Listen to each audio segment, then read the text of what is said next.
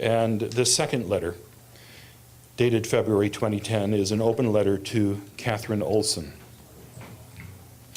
And it starts, "My dear Kate, I would much rather be speaking to you in person, but that's no longer possible. Since September of 2008, our communication has been severed. This is not my decision. I will never, ever disconnect from you. And I know deep in your heart that you still love me too. You have been in the Sea Org for nearly 17 years. When I allowed you, then a minor, to join the Sea Org, you signed the staff contract which states that holidays are 3 weeks per continuous active year for Sea Org members. And this has never happened. Instead, you were granted 3 days in Portland in 1996. Now, each time we spoke, and in the letters you wrote me throughout the years, you stated the desire to come home for a visit. During the last visit we had in March of 2008 at the J. Paul Getty Museum in LA, you told me that you would come and visit soon. Kate, remember the postcards you bought for me at the museum that day? You wrote me notes on the back of them. It said, "Dear Mom, these postcards are to remind you of our day together, to remind you that will always be in communication, no matter the distance, to remind you that you raised a happy, healthy, contributive person, to remind you that I will visit you, to remind you that I love you. All my love, Catherine."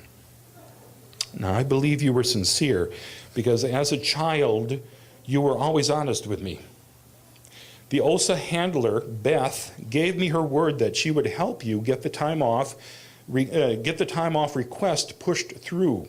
Beth and I shook hands, and I told her that I was trusting her word and that I would hold her to that promise. Beth said she would do everything that she could. However, when I returned to Portland, some stipulations were presented to me. Beth told me on the phone that I couldn't associate with certain people. In a phone conversation with you, you wanted me to give you the names of former Scientologists and critics I had been in contact with and the websites I had been visiting. Because I refused to disclose this information, you were not granted a vacation. Instead, we were tricked, lied to, and now we are disconnected. I can't reach you by phone. I don't even know if you received my letters, cards, or gifts.